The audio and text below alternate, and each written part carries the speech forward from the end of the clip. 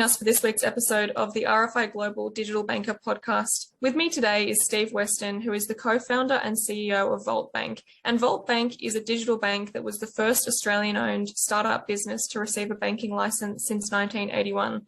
So to start with, Steve, could you please introduce yourself to our listeners and tell us about Volt and your experience in the financial services industry? Absolutely. And firstly, thank you very much for the invitation. I was looking forward to the session.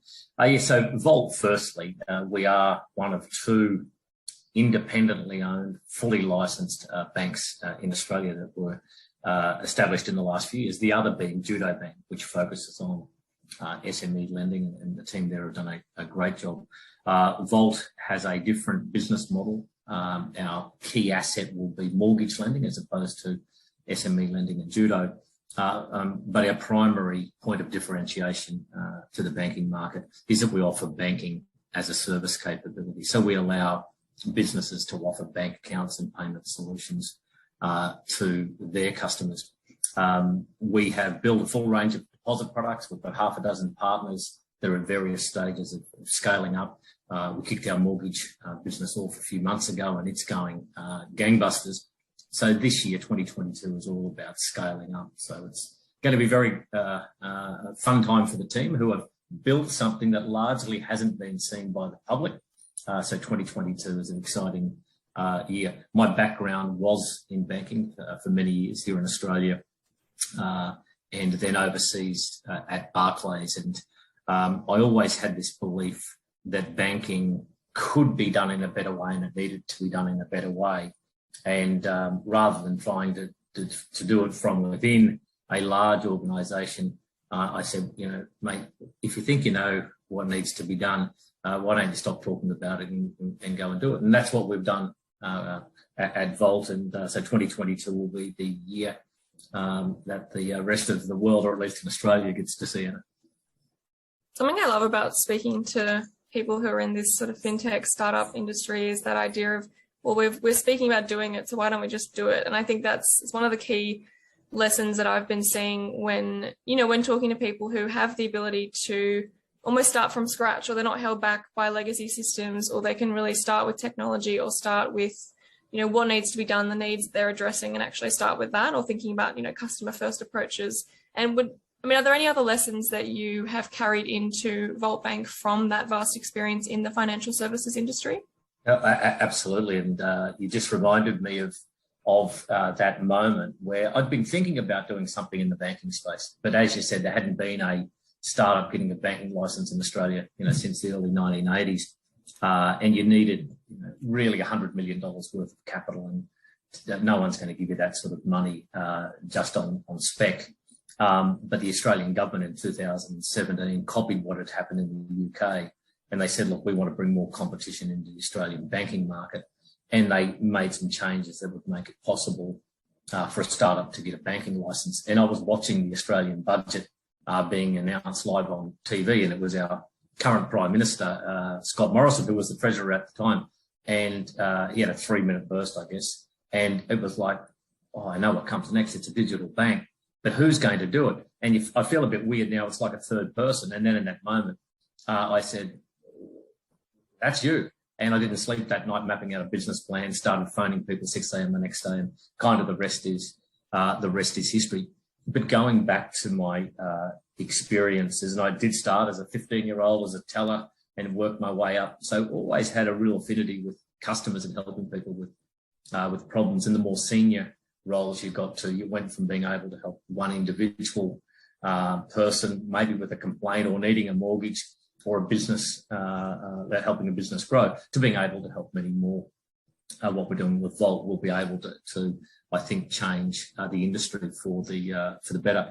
But a couple of key learnings: the power of people, and that's all stakeholders, customers, staff, doing the right thing, and the like is really important for what we've done. Leveraging and really harnessing what data and digital can do, both to run an efficient, low-cost business, but also to help customers live better financial lives, and that's easier said than done. But my last banking role prior to starting Volt was at Barclays Bank in the UK, where I was on the senior leadership team. And we had all the sorts of issues that Australian banks have seen through the Royal Commission and probably some others. And I've become quite a student about what had gone wrong. How was it that, good people that you work with, over decades had got banking into a situation where there's been this loss of trust. And not that that's the topic today, but certainly the foundations of Volt are around people and around doing the right thing, leveraging digital capability. And, there are pros and cons about being a startup. One of the pros of having a clean sheet of paper and being able to build a bank without any constraints around legacy technology, legacy thinking, that genuinely will help customers live a better financial life. And we're not a charity that shareholders will do well out of as well. Yeah, I think there's a lot to be said about building trust and thinking about what needs to be done to actually build that trust. And something that RFI data did see is really key when building customer trust. So we looked a lot into what's important to customers post Royal Commission, thinking about that trust that was lost with some of the major institutions. And I saw on your website there's some mentions about transparency and clear customer language. And I think there's something really, really valuable in banking products being offered in a way that's really clear, really easy to understand. And especially when thinking about, drawing in customers feeling confident in the products they have, or, even thinking from an acquisition perspective about drawing customers in based on making it a friendly product, making it really clear, minimizing jargon. Is that something that's really consciously been embedded in decision making, thinking about customers? I couldn't have said it better. We're super conscious about that. And one thing that still irritates me to some degree about the banking industry, and remember, I did come from the banking industry and I want a lot, and I love it, but I do want to be part of making it better. We will hear banks talk about the Royal Commission and apologise to customers for the sins of the past and say, look, we're fixing them up, we're doing remediation programs, but we now truly are going to put our loyal customers at the heart of what we do. And the bank staff en masse are cheering for that because that's really what they wanted to do, but the system was broken. But we've got a long way to go in it. Even if I looked at, just let me pick one product, a savings account. In Australia, if you go to the major banks, you might get 0.2, 0.3% for a few months, or you've got to deposit a certain amount each month to get a good rate. But the vast majority of people then fall just to the ongoing rate, and it could be 0.01, 0.05 or 0.1. Now, that rate is lower than what customers should be getting. But as a banking industry, we know that, but we still put up with it. And if you go and ask banks, hey, look, when you talk about putting your loyal customers at the heart of what you do, why is it they get a better rate, the new customers get a better rate than the loyal customers? And then the loyal customers have to either change banks every few months, or they have to, remember to deposit a certain amount and those sorts of things. And the banks will say something like this. Hey, look, Steve, Anna, we're not breaking any rules, any regulations. The terms and conditions clearly say that this is what will happen. By the way, almost all banks do this. So you lull yourself into this false sense of security that it is okay. If you're putting the customer's interests at the heart of what you do, you know that offering 0.01 or 0.05 is not flash for a savings account, and the rate should be higher. So in Volt's case, we may not be the fifth biggest lender or bank in Australia anytime soon, but we've come out with a savings account and it's got a simple rate. It's a good rate. It's better than the majors. But what you see is what you get. And the feedback from our customers today, particularly those who are over the age of 50, funnily enough, is hallelujah. Finally, what I see is what I get without all the mucking around. So there are good examples of banks wanting to do the right thing, but there are still more to be done, but there's no incentive for them to change. So someone like Volt coming along and saying, look, we can do it differently, and then throwing out the challenge to the other, I think, is what you'll see Volt do in mortgage lending as well. It's a good point around the fact that you can be really transparent with your product, but your product can be not great from a customer perspective. So you can really transparently say our rate is 0.05 after the first 4 months.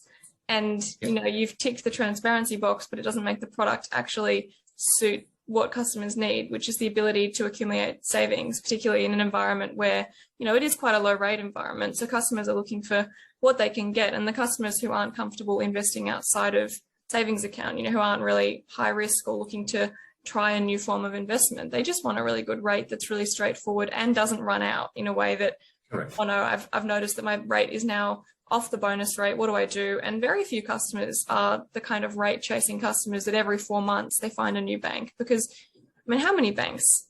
How long do you do that for? Exactly. You give up.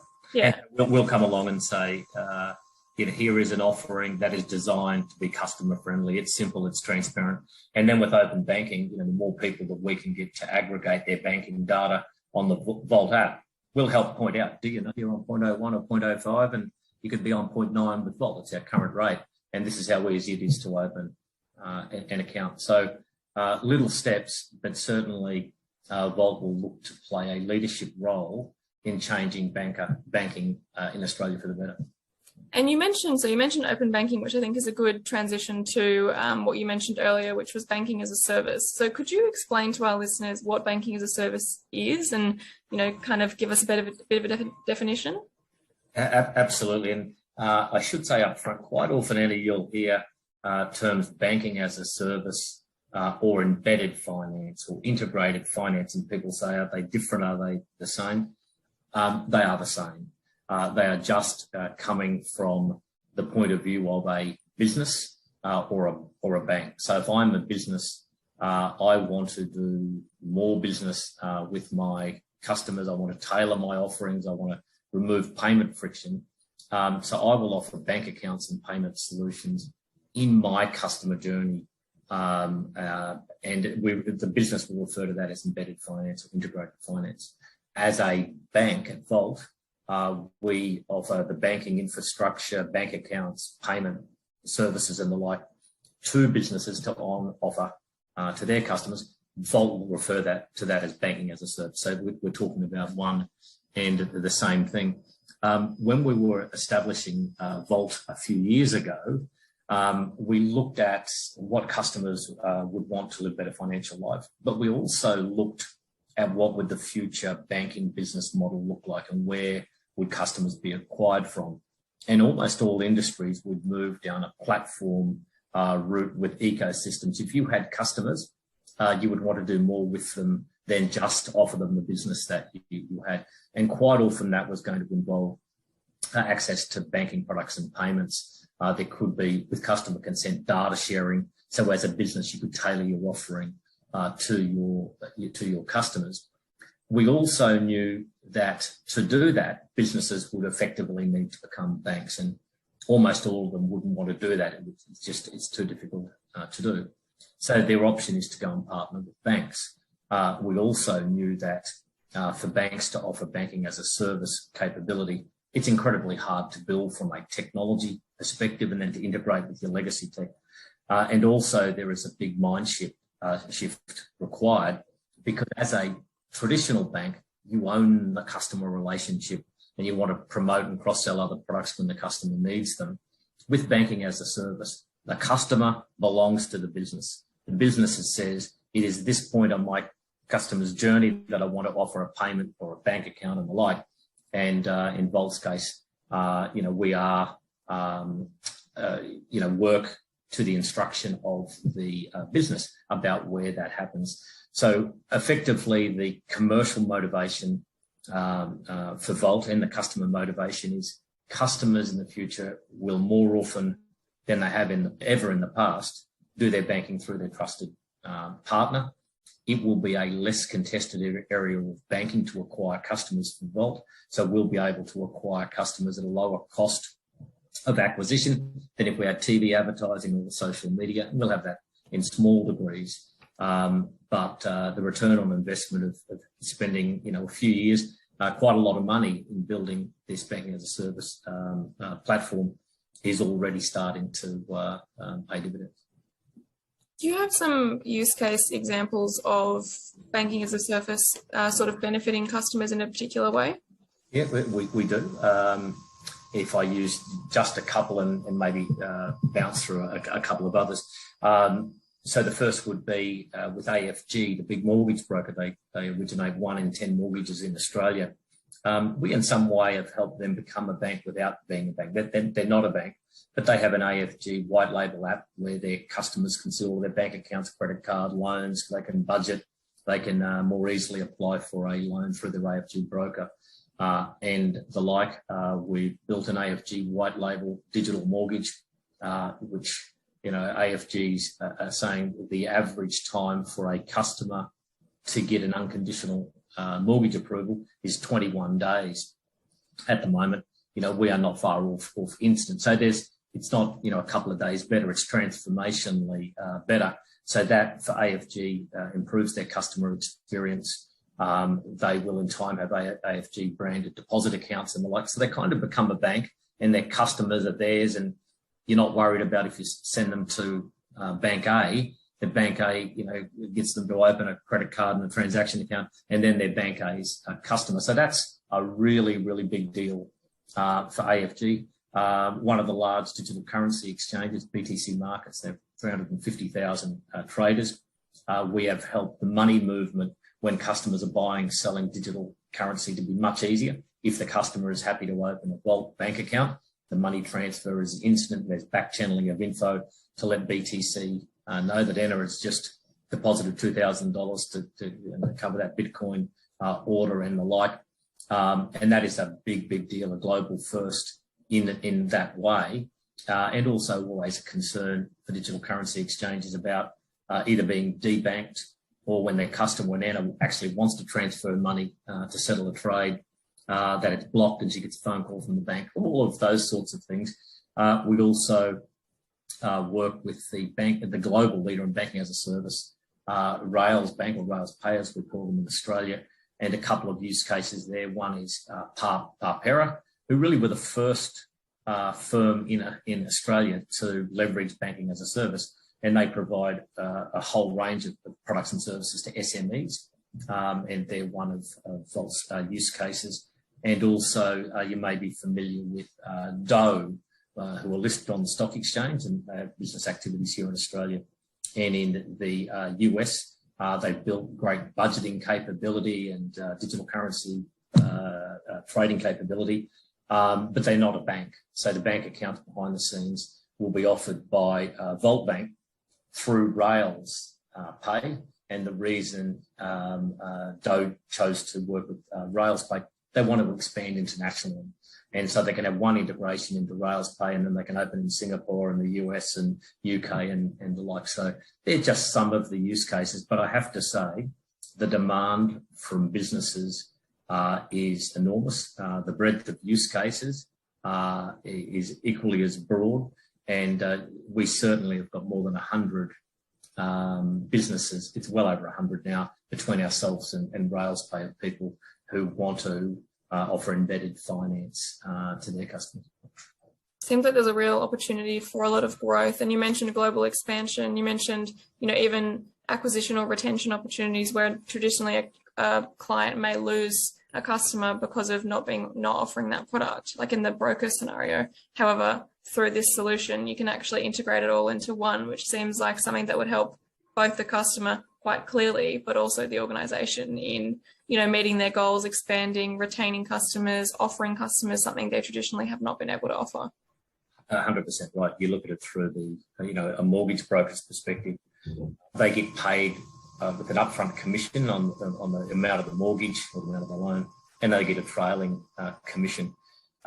So the longer the customer has a loan, the more commission you earn. But if the customer takes their next mortgage, directly through the bank, the broker introduced the customer to, they don't get that upfront in the future and they lose the trail. So there's a real economic alignment, but there's also just the customer experience to go from a 21 working day on average to get an unconditional approval to be almost instant. It changes the life of the broker. The customers are shaking their head in bewilderment. The last time I got a mortgage, it took forever and I had all these paperwork, and you're kind of telling me it's done.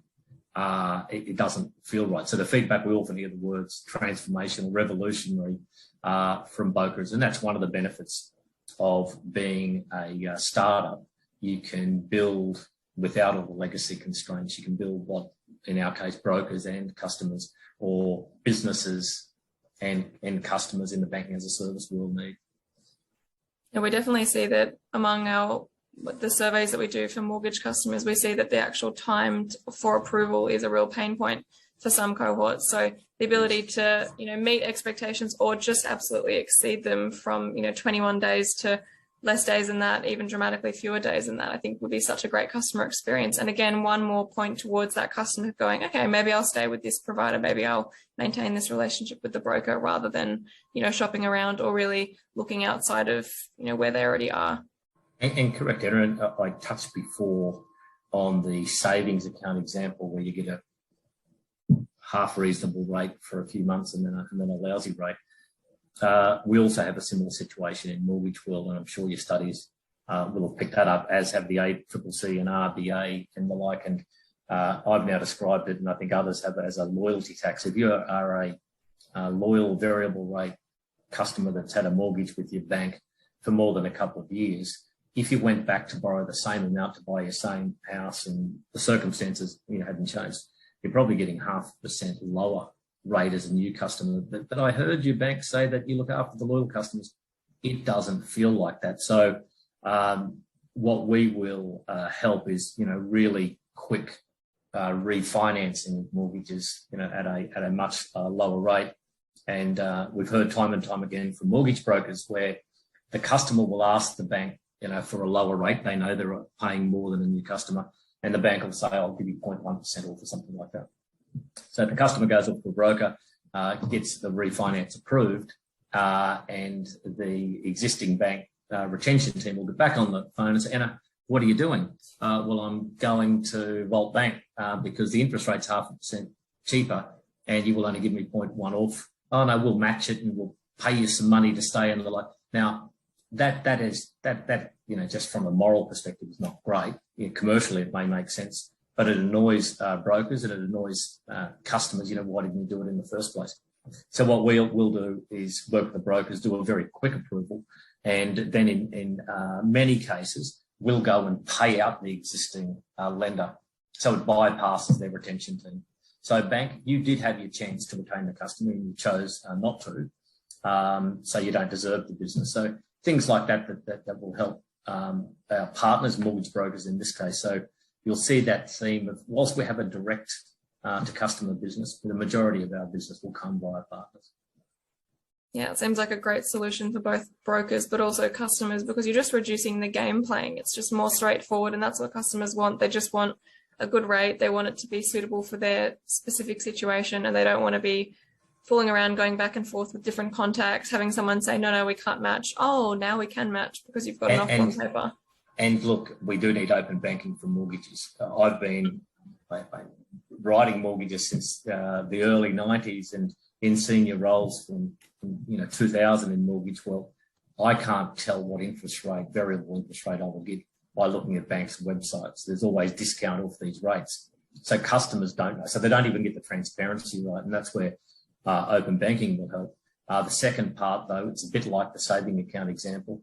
Inertia is high. Where do I go? The last time I got a mortgage, with the experience that I never want to go through again. So I'll just cop it. And that's where Volt, working with mortgage brokers to say, hey, this process is so simple compared to what you would expect. And really within a week, we could have you refinanced out a week. Well, on average, it'd be taking 2 months to do a refinance at the moment. That is game changing. Yeah, absolutely. Do you have, thinking about all these opportunities for Volt to really help customers, but also help different organizations, brokers, different industry partners, what goals does Volt have for the coming year, and what would you say you're most looking forward to? And this year is all about scaling up. So we've built a mortgage product, and we'll do SME and personal loan later, but mortgages, we've got a full range of deposit accounts, and not just for consumers, for small business, for corporates, for institutions, for self-managed super funds, and they'll be distributed directly via our app. through deposit brokers who are growing in popularity. Mortgage brokers are now 2 and 3 mortgages in new mortgages in the country, and deposit brokers are picking up. But most of our customers will come through our banking as a service relationships. So largely what we have built has not been exposed to the market. And we've got 8,000 customers, but we haven't ever opened to the public, and we haven't got any of our partners at full scale. So this year is really about scaling up. And what I'm most looking forward to is for our team, who are as excited as anything, but haven't been able to largely go out and show their family and friends and ex-work colleagues what it is they've been building. We're going to be able to do that this year. So it's an example of 2 things that I'm really looking forward to, and I'm sure I'm going to be very proud, as will the team. One is that even as a small player, we'll be able to show that banking can be done in a better way for all stakeholders, but particularly customers. And that will be an example for other banks. Well, if Volt can do it, why can't you? And we'll be quite vocal about that.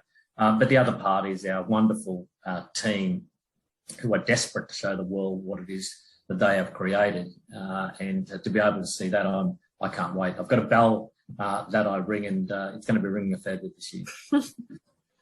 That sounds great. And I love the idea of, making banking better, raising that bar for existing providers, redefining what customers are expecting, making things easier, making products better suit the needs. I think it's really exciting. And the idea of scaling up, it's a good year for it. I think everyone's ready for something new, ready for a change, ready for things to be a little bit easier. So I think you're in a really good spot to really help customers and also just, shake up the industry a little bit. Bring it on. Hang on. Fantastic. For our listeners who are interested in learning a little bit more about Volt, do you recommend they just have a look at your website? Absolutely. Okay. Yep, absolutely. Perfect. Well, you can always track me down too. I don't mind talking, as you know. So I'm happy to have a chat with anyone. Great. Well, thanks so much for joining us for this episode. It was really great talking to you and hearing about your experience and the learnings from the financial services experience that you have, and then also just hearing about banking as a service and what Volt is planning. I'm really looking forward to seeing what happens in the next year or year and 2 years, and I'm sure many of our listeners will be keeping a keen eye on what Volt's been doing. Thanks, Dana. Thanks for your time today. No worries.